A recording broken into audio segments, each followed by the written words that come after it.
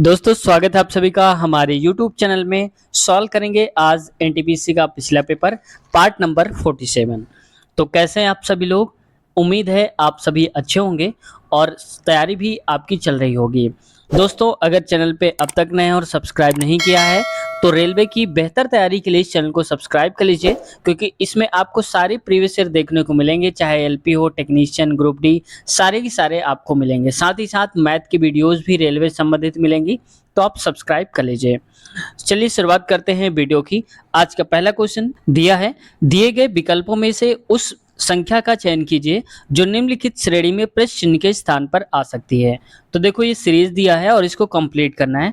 तो यहाँ से देखो ये लिखा है 6 का स्क्वायर, ये लिखा है 8 का स्क्वायर और ये है 10 का स्क्वायर। तो आप बताओ 6, 8, 10, तो इसके पहले क्या रहा होगा? 4। तो 4 का स्क्वायर करेंगे तो कितना आएगा? 16। बस यही करना है।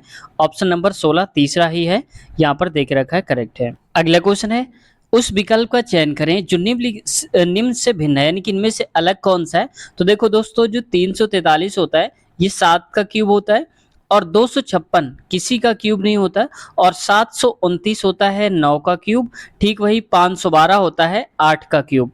तो समझ रहे होंगे कि ये सारे के सारे क्यूब हैं, लेकिन 256 जो है वो किसी का क्यूब नहीं है, इस वजह से अलग बताना था। यही अलग हमारा तीसरा वाला करेक्ट हो जाए। निम्नलिखित में से कौन सा भारतीय रिजर्व बैंक यानी कि आरबीआई का कार्य नहीं है?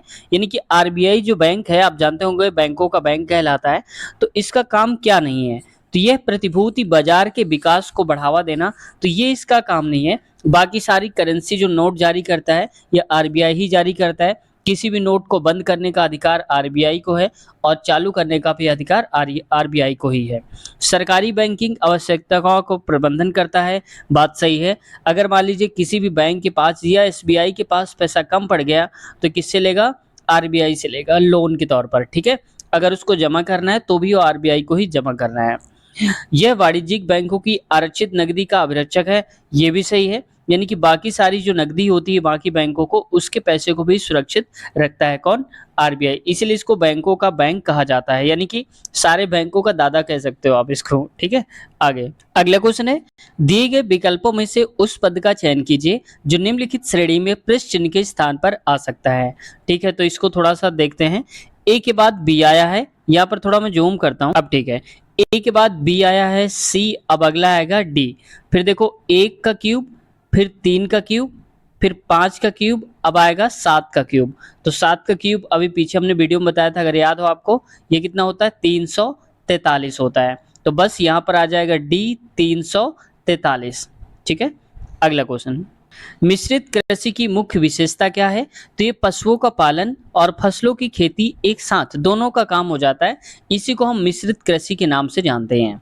देखो दोस्तों जितने भी किसान लोग होते हैं, जैसे हम जैसे लोग जो होते हैं, जितने भी घरों में होंगे आप सबके ज्यादातर, ठीक है, तो पशुओं का जो पालन करते हैं, यानी कि भैंस गाय भी रखते हैं वो लोग, और फसलों की खेती भी करते हैं, जैसे धान लगा दिया, सरसों बो लिया, तो ये भी काम करते हैं। तो दोनों हो गए, इस वजह से इसको मिश्रित कृषि जानते हैं। अगली बार कभी अगर पूछा जाए मिश्रित कृषि के बारे में, क्वेश्चन आया था इसके पहले वाले पार्ट में, शायद पार्ट नंबर याद नहीं है, शायद 44 या 3 था, आप देख रहे होंगे तो आपको पता होगा, तो वही कुछ था। तो उसमें भी दिया था मिश्रित कृषि के बारे में कि इनमें से कौन सा नहीं है, ऐसे करके दिया था। ऑप्शन तीसरा करेक्ट आंसर है।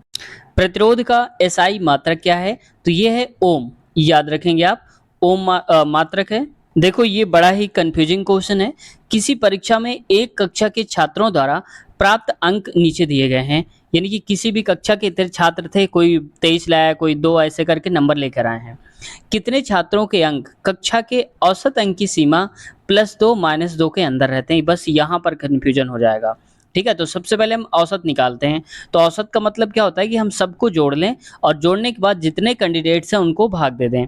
जैसे 23 2 होता है 25, और 25 15 40 हो जाएगा, और 40 30 70 8 78 हो जाएगा, और इसको 78 20 लिखेंगे, 98 1 हो जाएगा 99, 99 9 118 हो जाएगा, तो ये हो गया 118, और 24 30 हो जाएगा ये 50।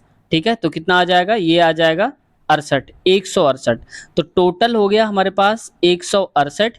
कितने कैंडिडेट? 1 2 3 4 5 6 7 और 8। तो 8 से आप भाग दे दो। 8 एकम माफ कीजिएगा, 8 दूनी 16, 8 एकम 8 यानी कि 21 औसत आ गया है। ठीक है, अब 21 औसत आने का मतलब है अब हमें यहाँ पर ये जो बोला गया है इसको देखना है, तो मैं इसको हटा के लिख देता हूँ 21 क्योंकि हमें औसत से मतलब है 21। अब कह रहा है औसत अंक की सीमा, तो औसत अंक मान लो कि 21 है, +2 -2 यानी कि 19, इससे 2 कम भी चल सकता है और 2 ज्यादा भी हो सकता है। तो कितने छात्र हैं, ध्यान से देखो, अगर हम इसमें 2 जोड़ देंगे तो 23 आ जाएगा, 2 घटा देंगे तो 19 आ जाएगा, यानी कि 19 से 23 तक में कितने स्टूडेंट हैं, तो एक तो ये हो गया। अगला देखो ये कम है, 38 और भी ज्यादा, इसको नहीं लेंगे, 21 भी आ रहा है, ठीक है। अगला है इसमें 19 भी आ रहा है, 19 भी ले लेंगे, तो कितने हो गए, 24 23 से ज्यादा है और 26 भी 23 से ज्यादा हो रहा है, तो 1 2 3 तीन कैंडिडेट हैं। ठीक है, तो ऑप्शन नंबर हमारा पहला करेक्ट आंसर है। अगला क्वेश्चन, दी गई तालिका में एक कंपनी द्वारा निर्मित उत्पादों को दर्शाया गया है, यानी कि कितने बने हैं कंपनियों के नाम ये देख रखा है कि SR, ये सारी कंपनियां हैं और कितनी चीजें बनाई गई हैं, जैसे 720 740 ऐसे अलग अलग कंपनी में बनाई गई हैं। किस उत्पाद में दोषपूर्ण इकाइयां यानी कि डिफेक्टिव यूनिट्स का प्रतिशत सबसे कम है, मतलब जैसे देखो 720 बनाई उसने किसी कंपनी ने, किसने, एस ने, और उसमें 408 खराब निकल गई, तो बताना यह है कि कौन सी कंपनी में सबसे कम खराब चीजें निकली हैं, तो पहले इनका प्रतिशत निकालना पड़ेगा, ऐसे पता नहीं चलेगा। तो देखो 720 है, पहले वाले को हम निकाल रहे हैं, एस वाले को, 720 टोटल और कितनी खराब निकली, 408, तो इसको देखेंगे 100 से गुणा कराओ क्योंकि प्रतिशत कर रहे हैं। तो देखो मैं डायरेक्ट आपको बता देता हूँ, आप सॉल्व कर लेना।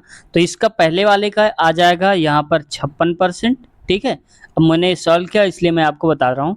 दूसरा 54% आ जाएगा और अगला ये वाला आ जाएगा 50.5%, और ये वाला जो आ जाएगा ये है 52.50 52% और लास्ट वाला है 53%। तो आप बताओ सबसे कम किस में है, तो आप कहेंगे 50.5% में, और ये है कौन सा, ये है ये आई वाला।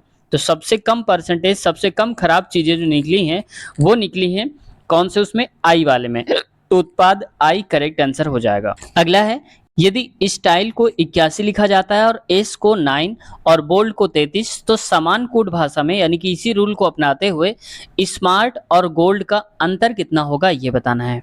तो सबसे पहले देखो स्टाइल को हम देख लेते हैं, STYLE की इसको लिखा कैसे गया है, तो देखो जो S होता है दोस्तों ये आता है 19 नंबर पे, और T आता है 20 नंबर पे, और Y आता है 25 पे, और जो L आता है ये आता है 12 पे, और E हो गया 5 नंबर पे। इन सबको आप जोड़िए तो देखो 25 5 30 10 40 और 40 2 42 हो जाएगा।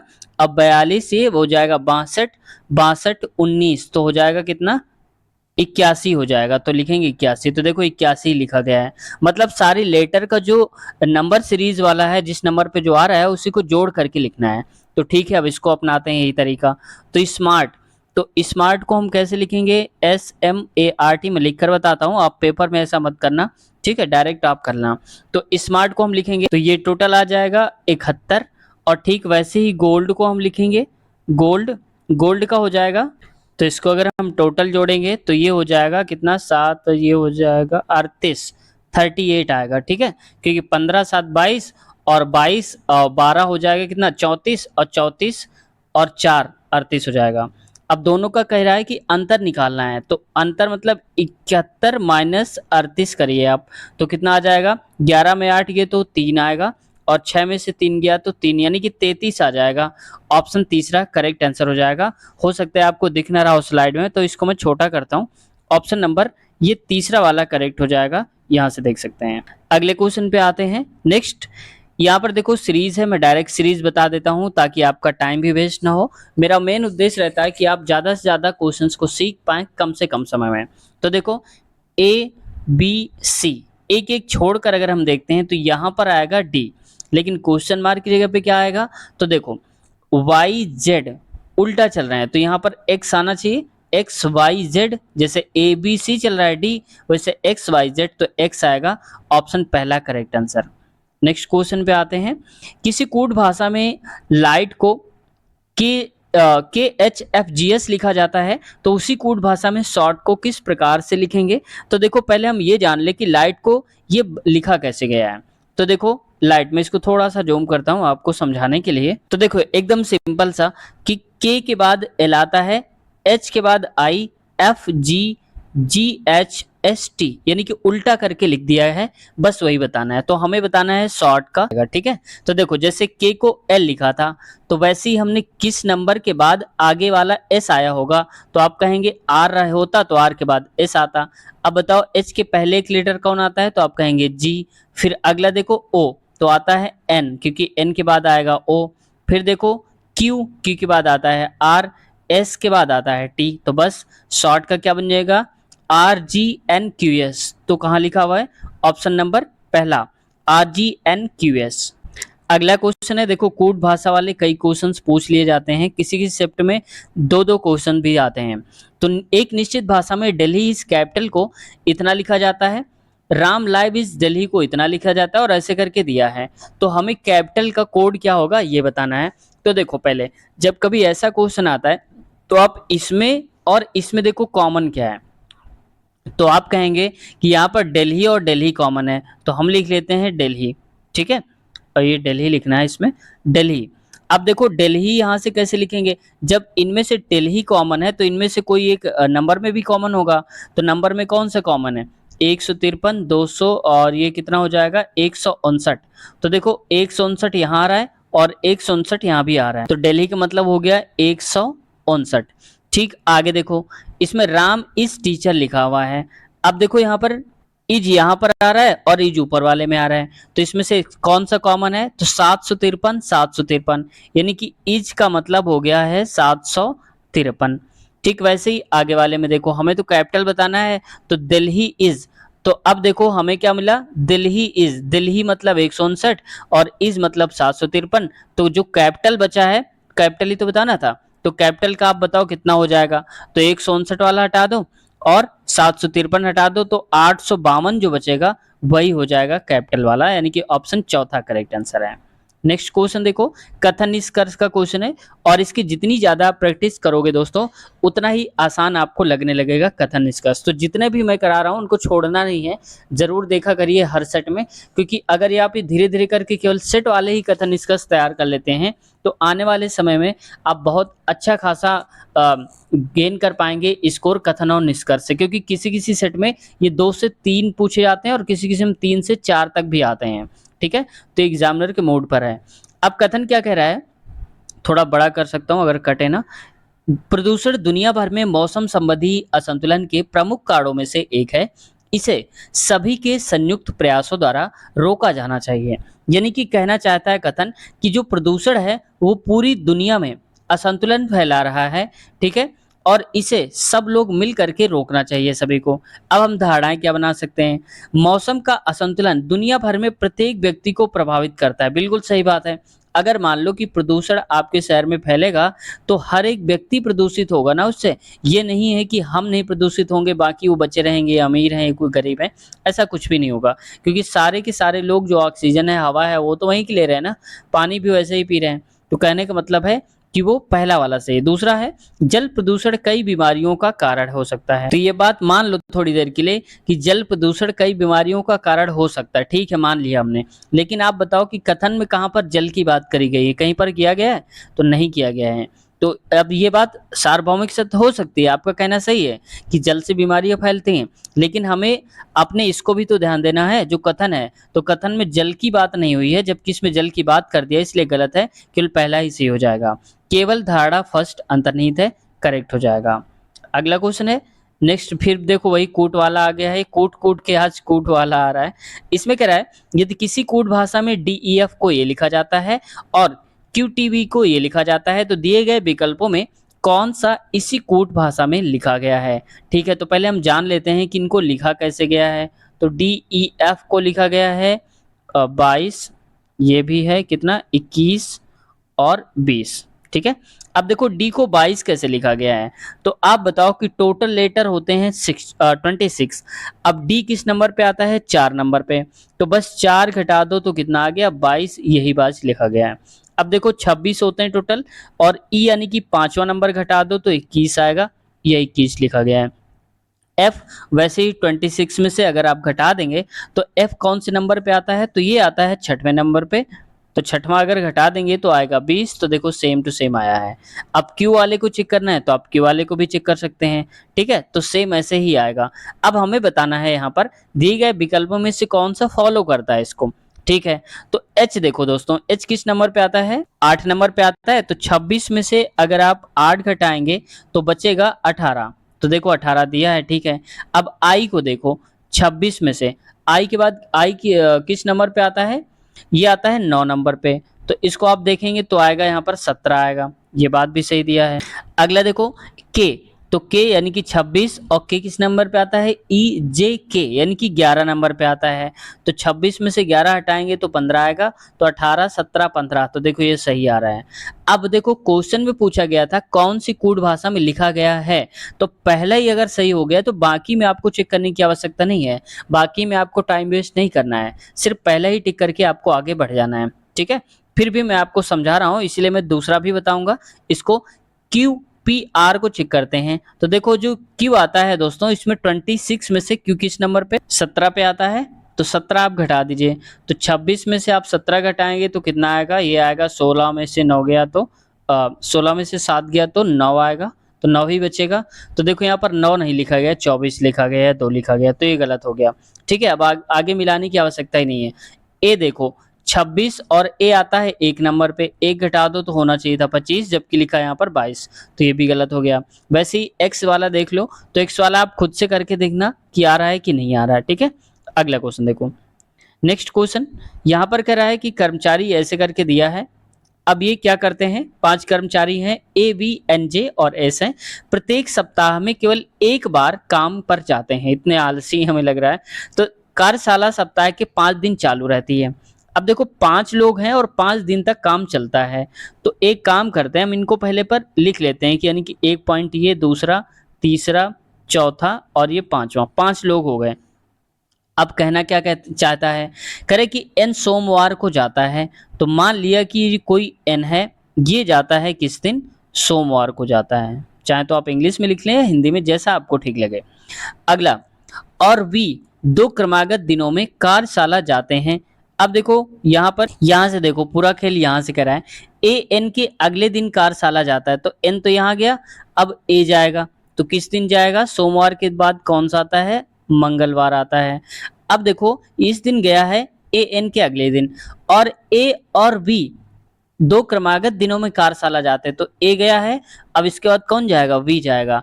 अब बताओ कि मंगलवार के बाद क्या आता है, बुधवार आता है। तो यहाँ पर लिखूंगा बुधवार, ठीक है, या वेडनेसडे आप, ठीक है, आप लिखाई पर ध्यान मत दीजिएगा क्योंकि मैं ऐसे लिख रहा हूँ। अब यहाँ देखो ए और जे जिन दिनों में कार्यशाला में जाते हैं उनके बीच 2 दिनों का अंतर है। तो ए यहाँ जाता है, एक गैप ये हो जाएगा, एक गैप ये हो जाएगा, मान लो ऐसे करके।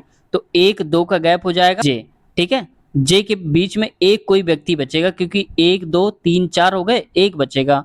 तो आप बताओ कि जो जे जाता है तो बुधवार यहाँ होगा, इसके बाद बृहस्पतिवार को कौन जाता है, यह भी नहीं पता है, और यहाँ पर बृहस्पतिवार के बाद आ जाएगा शुक्रवार। कहना क्या चाहता है कि नीचे दिए गए दिनों में से एस किस दिन जाएगा। तो आप बताओ कि जे भी नीचे हो गया सबसे, एस बचा, तो एस किस दिन जाएगा, बुध के बाद बृहस्पतिवार को जाएगा। बृहस्पतिवार को गुरुवार भी बोलते हैं, याद रखना, कंफ्यूज नहीं होना। तो ऑप्शन तीसरा करेक्ट आंसर हो जाएगा। बस इसमें थोड़ा सा भाषा पढ़ना था, आ गया है, ठीक है। कह रहा है कि A B C D E F और एक दूसरे की ओर मुंह करके एक गोल मेज पर बैठे हुए हैं। बी और ई के बीच में 2 व्यक्ति हैं। तो देखो जैसा बोला जा रहा है वैसा ही करेंगे। पहले एक गोल मेज हमने बना लिया, इसके बाद कह रहा है कि बी और ई के बीच 2 व्यक्ति बैठे हैं। तो मान लो कितने हैं टोटल, 1 2 3 5 6 लोग होंगे। तो पहले हम 6 जगह बना लेते हैं, 1 2 3 4 5 और ये 6 लोग बना लेते हैं, ठीक है। अब आगे देखते हैं, इसमें से कह रहा है ए बी के दाएं दूसरे स्थान पर। देखो अब बी और ई के बीच 2 व्यक्ति हैं, हम इनको भी ले सकते थे पहले, लेकिन हमने इसलिए नहीं लिया क्योंकि यहाँ पर एग्जैक्ट लोकेशन दे दिया है कि दूसरे नंबर पे, तीसरे नंबर पर, तो पहले इनको हम रखेंगे। ए बी के दाएं तरफ है, तो देख लो बी के दाएं हैं, तो मान लो कि अगर बी यहाँ पर बैठा होगा इधर की तरफ मुंह करके, तो दायां इसका यही होगा इधर। अब दूसरे स्थान पर बैठा है, तो दाएं दूसरा मतलब पहला दूसरा, यहाँ पर ए बैठा है, समझ गए होंगे आप। अब देखो इसके बाद डी ई के बाएं दूसरे स्थान पर बैठा है। अब हमें डी और ई के बारे में नहीं पता है, ठीक है। अब देखो बी और ई के बीच दो व्यक्ति बैठे हैं। अब कह रहा है बी ई के बीच दो व्यक्ति हैं, तो मान लिया हमने कि बी और ई के बीच कितने लोग हैं, दो व्यक्ति हैं। तो ई यहाँ तो नहीं आने वाला है। अब ई आ सकता है या तो यहाँ पर आ सकता है, ठीक है, और यहाँ आ सकता नहीं। तो मान लो कि यहाँ पर ई आ गया, ई, ठीक है। अब क्या हुआ, डी ई के बाएं दूसरे स्थान पर बैठा है। डी ई के बाएं, तो बाएं ये होगा इसका इधर वाला, और दूसरे एक दो दूसरे नंबर पे आएगा, तो ये आएगा डी आ जाएगा यहाँ पर। अब क्या कहना चाहता है क्वेश्चन, डी और ई के बीच में कौन बैठा है। अच्छा कोई और बचा होगा क्या अभी, ठीक है, अब उनसे हमें मतलब नहीं है क्वेश्चन, क्योंकि हमारा कह रहा है डी और ई के बीच में कौन बैठा है। तो देखो डी ये हो गया, ई ये हो गया, इनके बीच में कौन बैठा है, ए बैठा है। तो बस सही उत्तर ऑप्शन नंबर पहला हो जाएगी। यहाँ कौन बैठा है ये नहीं पता और ना पूछा गया है। अगला, स्याही कलम कार किससे। तो देखो जो स्याही भरी होती है पेन, यानी कि जो कलम चलती है वो स्याही की वजह से चलती है। वैसे जो कार चलती है वो पेट्रोल की वजह से चलती होगी, भाई ईंधन तो होता है। वैसे पेन का ईंधन क्या होता है, स्याही होती है। वैसे ही कार का ईंधन पेट्रोल होता है, ऑप्शन तीसरा। अब आप कहेंगे डीजल भी तो होता है, तो डीजल इसमें कहीं पर नहीं दे के रखा है। अगला क्वेश्चन देखो, एक विशिष्ट कोड में जूनियर को 6 लिखा जाता है और लेबरर को 8 लिखा जाता है। इसी कोड भाषा में इसको हम क्या लिखेंगे, जोसफाइन। पहले हम इनको देख लेते हैं, इनको लिखा कैसे गया होगा। तो देखो एक बार जरा ध्यान से, जूनियर में कितने लेटर हैं, 1 2 3 4 5 और 6। इसमें कितने लेटर हैं, 1 2 3 4 5 6 7 8, यानी कि जितने लेटर हैं उसी का नंबर लिख दिया गया है। यहाँ 6 लेटर तो 6 लिखा गया, 8 लेटर तो 8 लिख दिया गया है। तो ठीक वैसे ही आप इसको गिन डालो, जितने भी आ रहे होंगे लेटर उतने ही हो जाएंगे। देखो 1 2 3 4 5 6 7 8 और 9, तो टोटल कितने लेटर हो रहे हैं, 9। तो हमारा सही उत्तर भी हो जाएगा ऑप्शन नंबर पहला वाला, 9 करेक्ट हो जाएगा। अगला क्वेश्चन देखते हैं। नेक्स्ट क्वेश्चन है, यदि बेस 27 है तो कलेक्शन किसके बराबर होगा। तो इसमें भी चेक करते हैं, बेस और बी का मतलब क्या होता है, ये दूसरे नंबर पे आता है, ए आता है एक नंबर पे 1 2 अगर सीरीज डालेंगे 1 2 से, और एस जो आता है ये आता है 19 नंबर पे, ई 5 नंबर पे। जोड़िए तो 19 1 20, 2 22, 22 5 27 होता है। तो देखो 27 लिखा गया है, मतलब सारे लेटर का जो प्लेस आता है ना एबीसीडी में, कौन किस स्थान पे आता है उन्हीं को जोड़ दो आप। तो सी हो जाएगा हमारा 3 नंबर पे, ओ आता है 15 नंबर पे, और जो जे के एल आता है दोस्तों, तो ये हो जाएगा जे के एल, यानी कि 12, और 12 12 24 में कर देता हूँ डायरेक्ट, क्योंकि 12 और 12 दो बार आएगा। ई 5 आएगा, सी भी आएगा 3 बार में, टी आता है ई जे ओ टी, यानी कि 20 आएगा, और आई देखो यहाँ पर आई आता है 9 नंबर पे, इसके बाद ओ 15, और एन, तो एन आता है 14 नंबर पे। तो इन सबको आप जोड़ दो तो देखो कितना हो जाएगा, तो हो जाएगा टोटल 108। तो ऑप्शन नंबर तीसरा वाला करेक्ट आंसर हो जाएगा। तो दोस्तों ये पार्ट हम यहीं तक रखेंगे, क्योंकि 100 तक की कंप्लीट हो चुके हैं, और इसके बाद अगला हमारा क्वेश्चन पेपर आएगा ये वाला, इसको हम सॉल्व कराएंगे। तो आज का पार्ट हम यहीं तक रखेंगे। कुछ कहना या पूछना चाहते हैं या फिर कुछ सुझाव देना चाहते हैं तो कमेंट सेक्शन में आप अपनी बात कह सकते हैं, आप सबको हम रिप्लाई देने की कोशिश करेंगे। दोस्तों वीडियो कैसी लगी कमेंट सेक्शन में ज़रूर बताइए। अगर कुछ सीखने को मिला हो चैनल से तो चैनल को सब्सक्राइब कर लीजिए, मोटिवेशन का काम करता है। तो मिलते हैं नए वीडियो में। बाकी के पार्ट्स अगर आप देखना चाहते हैं तो आप हमारे चैनल के प्लेलिस्ट में चले जाइएगा, और इस पार्ट के अगले वाले जो हमने बताया कि ये वाला, इनका सोल्यूशन अगर आप देखना चाहते हैं आगे आने वाले समय में, तो हमारे चैनल के जिस वीडियो को आप देख रहे हैं इसी वीडियो को, इसके नीचे डिस्क्रिप्शन में हम लिंक दे देंगे अगला पार्ट के नाम से। तो सारे के सारे ये क्वेश्चन का सोल्यूशन आपको उस वीडियो में मिल जाएगा, तो एक बार जरूर चेक कर लीजिएगा। तो मिलते हैं नए वीडियो में, अपना ख्याल रखिए, टेक केयर, बाय बाय।